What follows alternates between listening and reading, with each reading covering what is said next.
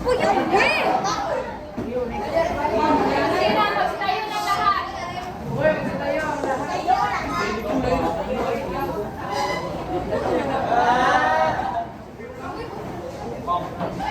Sino ang mauna para sa panalangin? Yan ako. Sino? Kaya ako na lang. Sa ngalan ng Ama, ng Anak, ng Espiritu Santo, Amen. Ama namin, Ama namin, sumasalangit ka. Sambahin ang ngalan mo. Pasasamin ang bayan mo. Sundin ang loob mo dito sa lupa para sa langit. Bigyan mo kami ng makain sa araw-araw. Patawarin mo kami sa aming mga kasalanan. Gaya ng patawad namin sa nakasala sa amin. At huwag mo kami paitulog sa gusto at kaya kami sa lahat ng sama. Amen. sa ngalan ng Ama, ng Anak, ng Espiritu Santo, Amen. Magandang umaga sa inyong lahat. Magandang umaga po. Maaari na kayong upo.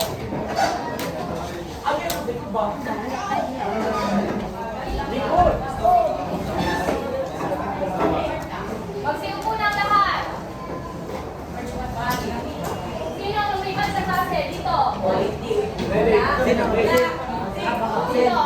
Wala. Dito ba? Dito. Sa pangatlong bahay. Wala. Victor, As? Jan? Wala. Sino may tatlong lumipat sa klase?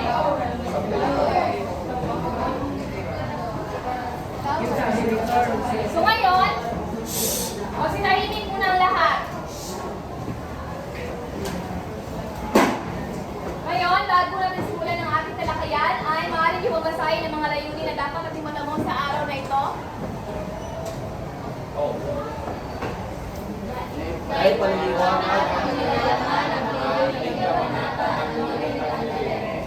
nakagawa ng isang traffic organizer sa mga mahalagang pangyayaring wala sa characteristics ng gawin ay mapahayag ang At yan ang tatlo layunin na dapat natin matamong sa araw na ito. Pero bago natin simulan ang ating talakayan, ay may hinihanda akong dalawang larawan sa inyo. Ano ang pinapakita ng dalawang larawan? Alam. Yung isa ano? Birdcage kung saan? May nakakulong na sa pangalawang larawan. May pangalawang larawan. Ano?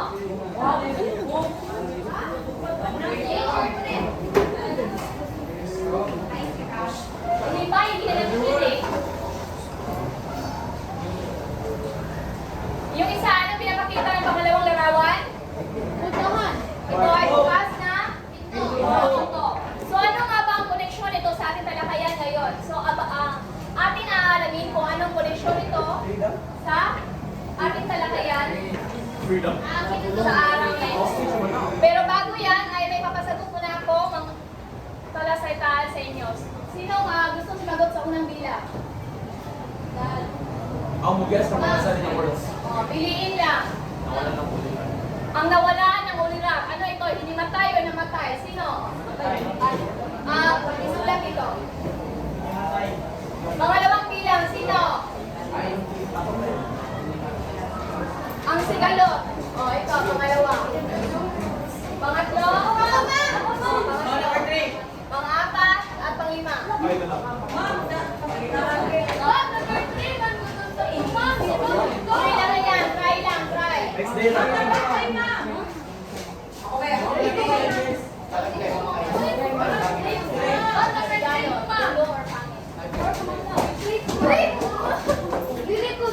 Uy, sampot pa muna pa. Sigalos.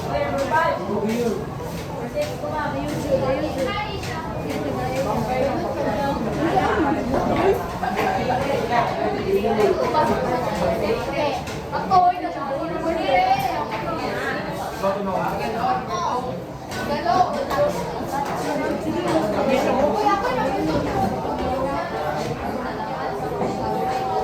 Sige,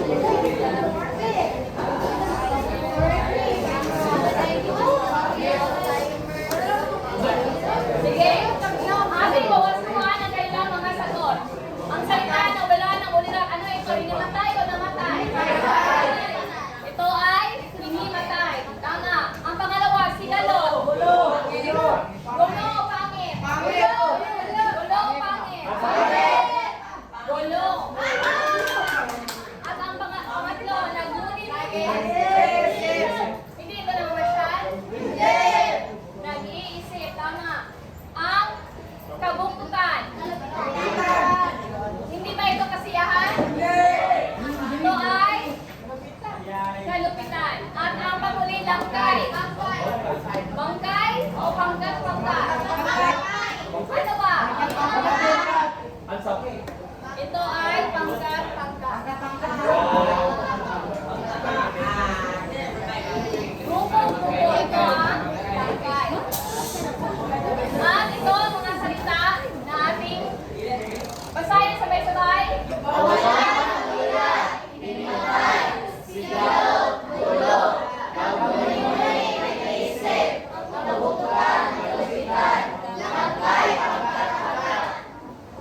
Pagkakandaan ng mga salitang iyan ha, dahil lalabas yan sa ating mga pasulit at makikita nyo yan sa bawat kabanata na ating tatalakayin ngayon. Bakit ito kayo dyan? Ano niya? We want.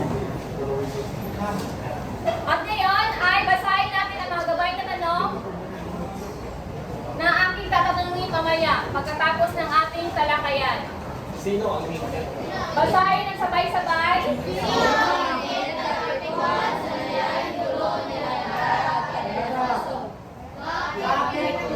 Wala si Maria Clara na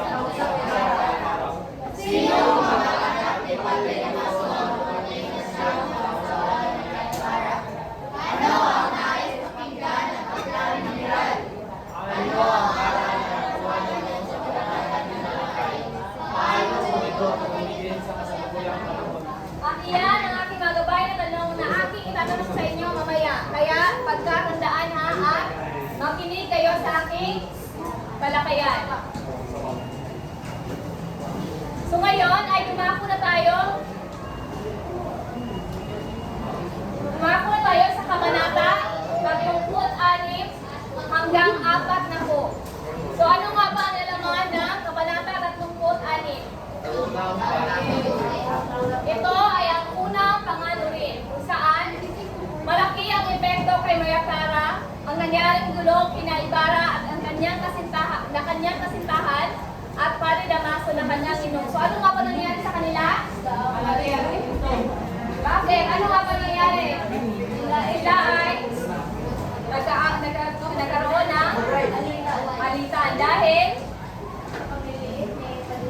dahil sa pamamaliit ni Padre Damaso kay Ibarra. Kaya labis na naapektuhan si Maria Clara.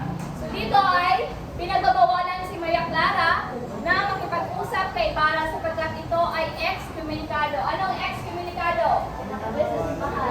Ito ay itinakwil sa simbahan. Saan si Ibarra ay pinagbabawa na makausap ni Maria Clara. At napadesisyonan ni Kapitan Tiago na di na matutuloy ang kasal ni Ibarra at Maria Clara. So, nang dahil sa kanilang kaguluhan ay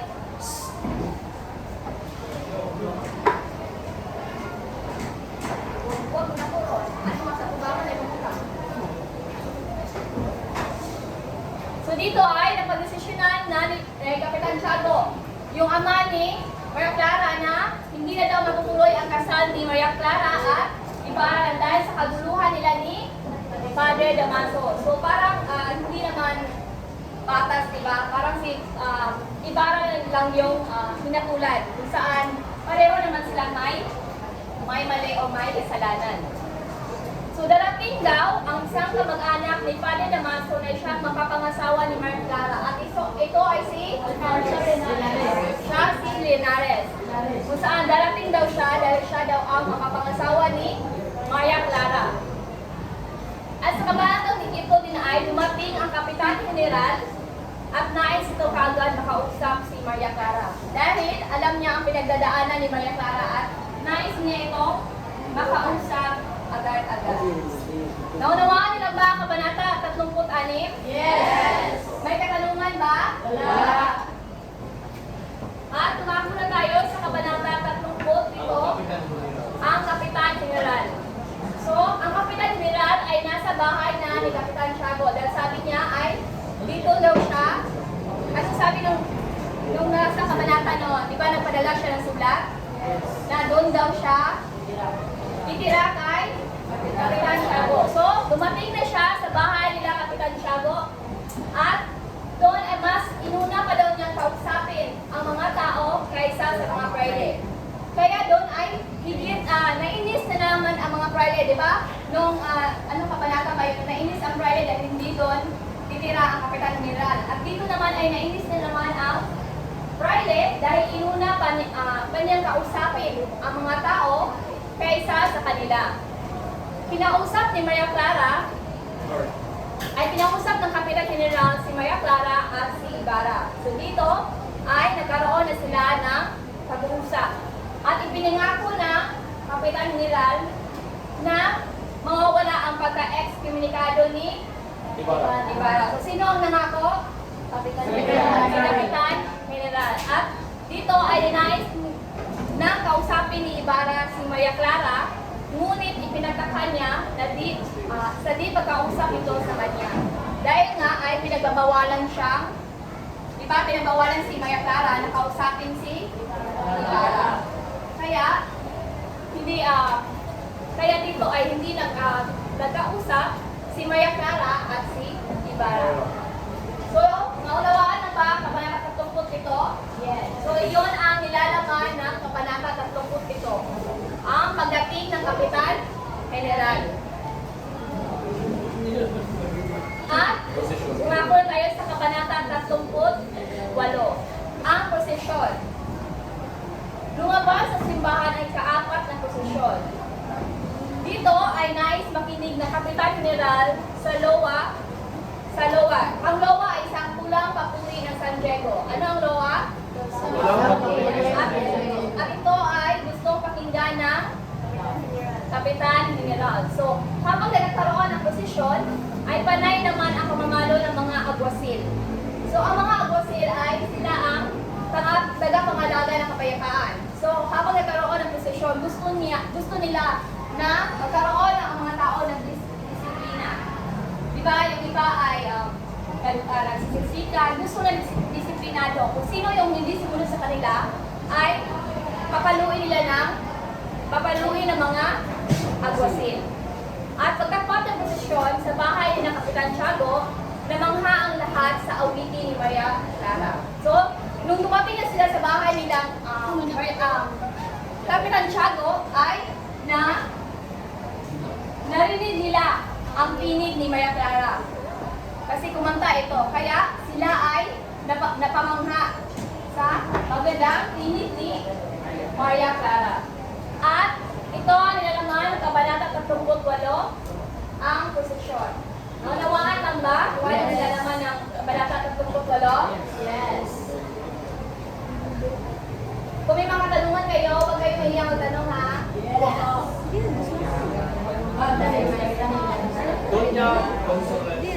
At sumako na tayo sa Kabanata 30 siyang ang Doña Consolacion. So dito, di ba nagkaroon ng posisyon? So si Doña Consolacion ay hindi pinayagan. Class, hindi yan Don Tiborcio ha. Alperes yan. Alperes yan ha. Hindi yan Don Tiborcio. Dahil si Alperes ang siyang asawa ni Doña Consolacion. Natay ko lang yan, ma'am.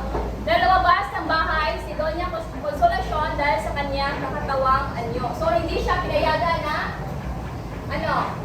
lumabas. Diba nagkaroon ng prosesyon? So, ang kanilang bahay ay sirado lahat dahil nga ay hindi pinapalabas si Doña Consolacion. So, dahil sa kanyang inis, dahil sa kanyang inis na hindi siya pinalabas ng kanyang asawa, ay narinig niya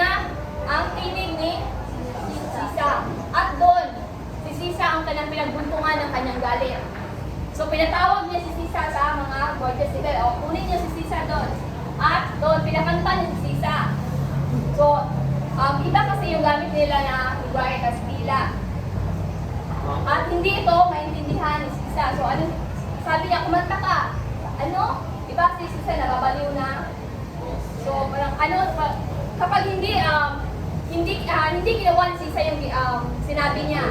Kaya siya ay pinalo ni Doña Consolacion. So, dito, pagpapakagupit ng latigo, kung hindi siya susundin ni Sisa. So, pinapakita rito ang kalupitan ng Doña at ang kanyang pagtataka na ikubli ang kanyang pagiging Pilipinas sa pamamagitan ng pagpilit magsalita ng wikang Kastila. So, si Sisa hindi siya marunong magsalita ng Kastila.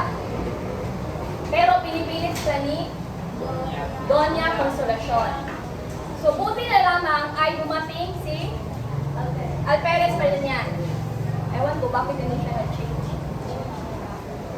So, iniligtas siya ni Alperes. At doon ay sinabi ni Alperes, anong ginagawa mo? Ba't mo siya ginaganyan? Alam mo bang nababaliw? Alam mo bang nababaliw na siya? Tapos, ginaganon mo pa siya. At dito ay inutusan niya ang kanyang kawal na binisan na maayos sa Sisa dahil ito ay ang kanyang ihahatid na kay Crisostomo Ibarra. So, naunawaan lang ba? Yes. At iyon ang nalalaman sa Kabanata 4 ako. Alperes yan had, wag Don Tiburcio. Nagkamali lang si ma'am. At Kabanata 4 na po. Ito ang karapatan at kapangyarihan. So, ganap ng gabi at nagsimula na ang palabas sa dulaan para sa pesta. So, nagkaroon na ng dulaan sa gabi kung saan dumating daw si Ibarra sa dulaan kahit siya ay excommunicado na ikinagalit ng mga praile lalo na ni Padre Saldes. Sabi ni Padre Saldes, bakit nandito siya? Di ba? Siya ay excommunicado at pinahigpitan na hindi na dumalo sa mga ganitong mga pangyayari. At dahil doon, ay nang dahil sa ingay, ay nagkaroon ng kaguluhan kung saan tangkaing itigil ng mga Guardia Civil ang dulaan dahil sa ingay, ngunit nanindigan ang mga tao. Diba? Nang dahil sa ingay ay gusto na nilang ipatigil ang dulaan, ngunit nanindigan ang mga tao. Sabi ng mga tao na, bakit nyo iba't titigil ang isang dulaan? So dito, ipinapakita ang tunggalian sa pagitan ng kapangyarihan ng pamahalaan. So nasaan dyan ang kapangyarihan ng pamahalaan? Kung saan tangkang itigil ng mga Guardia Civil. At karapatan ng mga mamayang magsaya ay yung paninindigan ng mga tao na ipagpatuloy ang dulaan. Naunawaan lang ba ang Kabanata 4 na po? Yes. So, para sa inyo, yung pinakita kong larawan sa kanina, anong connection doon sa ating pinalakay ngayon? Yung nakakulong sa isang Doña Consolacion. Ano pa? Komunikado sa ilo. Yung Malaya, ano rin doon? Diba? Pwede na din siya mahintulad kay Maria Clara. Diba si Maria Clara, mayaman siya. Pero nakakulong siya dahil hindi niya magawa kung ano niya gusto gawin.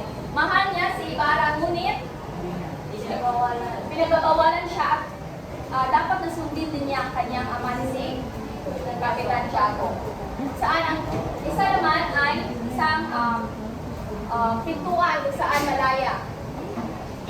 Kung saan sa malaya. Pero ang ating makikita doon ay yung nakakulong na ibon. Sa ito ay nagpapakita sa kalagayan ni Maria Clara. So, naunawaan na bang lahat? May katanungan ba? Sasagutin ko. Dahil kung wala kayong katanungan, ako ang magtatanong sa inyo. Sige. Sino ang higit na napektuhan sa nangyaring gulo ni na Ibarra para ako? Sige. Maria Clara. Tama. Sige. Sa pangalawa, dapat kayo lahat ay magbibigay ng sagot ha. Sabay-sabay kayo magbibigay ng sagot. Sinong kamag-anak ni Ferdinand Marcos?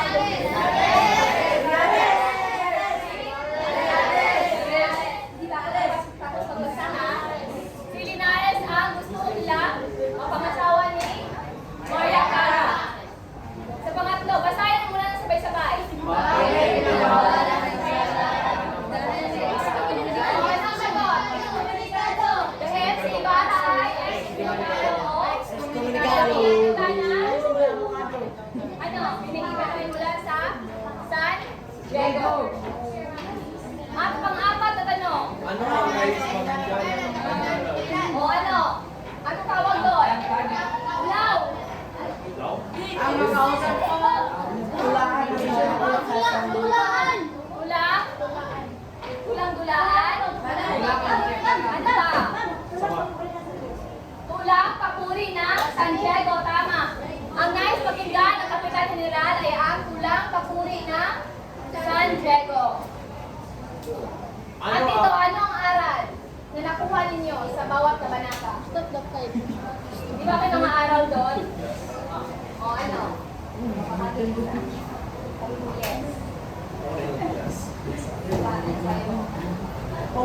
Yes. Yes. Okay, ikaw. Tama lang na. Sabi niya na tama lang daw na sundin daw niya ang utos ng kanyang ama. At yan ang aral na kanyang nakuha sa araw na ito. Kung saan dapat naman talaga na sundin natin ang utos ng ating mga magulang sa atin. Ano ba? Ano bang araw doon? Sige.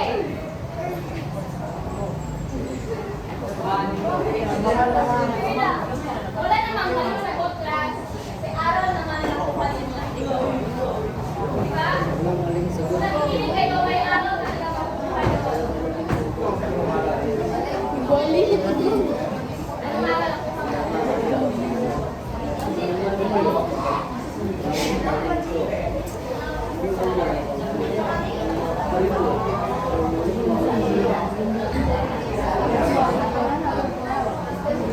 Makinig daw sa mga payo ng mga tao. Sa lahat ng oras ba, dapat tayo makinig sa mga payo ng mga tao? Hindi! Bakit hindi? Dahil hindi naman lahat ng payo ng ibang tao ay nakakabuti para sa atin. Yes! Dapat ay pagtimbangin muna natin, unawain muna natin kung ito ba ay nakakabuti o nakakasama para sa atin. Tama ba? Yes! Ano ba? Meron ka ba? Ano ba?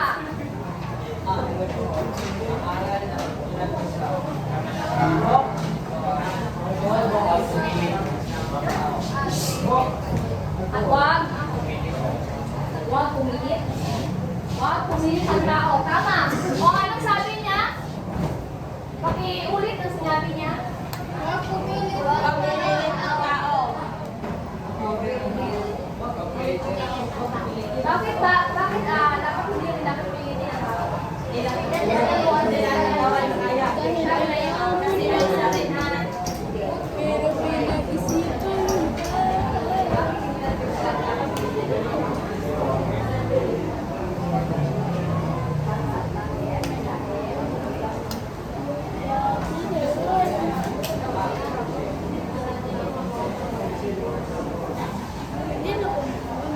Bakit, class?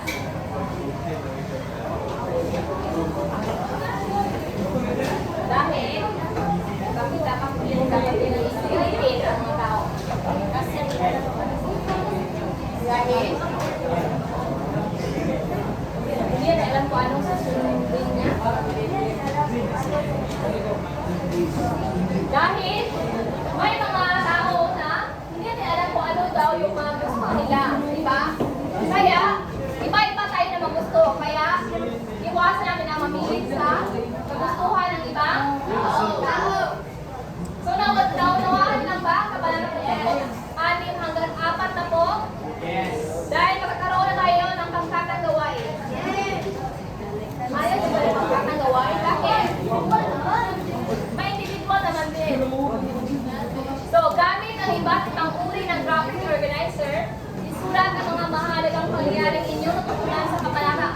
Tatlong bulanit hanggang 4 na po. Grade class na ako.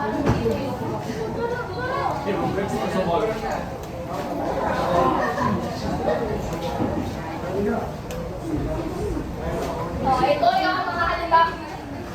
Halimbawa sa traffic organizer. Yes. Oh, look, fish. Ito ha, may concept map, fish, boat, flow charts, mapper, graphic organizer, and sequence organizer. So alam niyo na kung anong grupo niyo, di ba? Kung saan, mapupunay sa grupo kayo kung anong graphic organizer ang gagawin ninyo. Oh, yung pinili ka lang.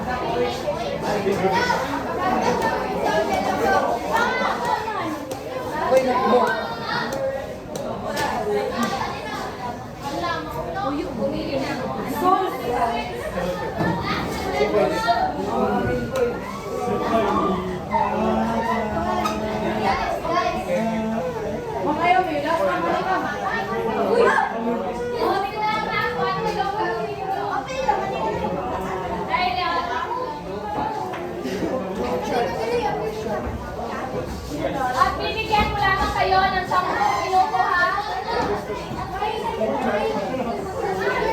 Gamit nga yung materials nyo. Uy!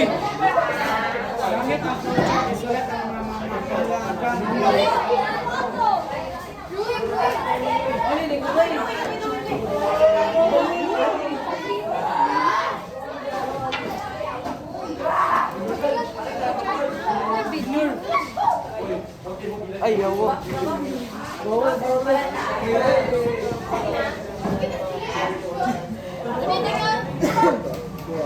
At ito ang inyong rubric sa susundin. At may 10 minuto kayo sa paggawa. Ang 10 minuto ay magsisimula na.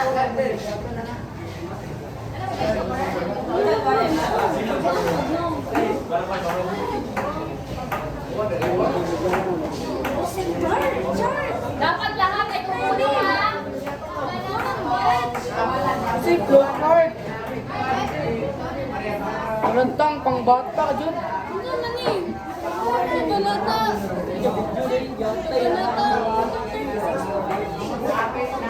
Blackheart na mga.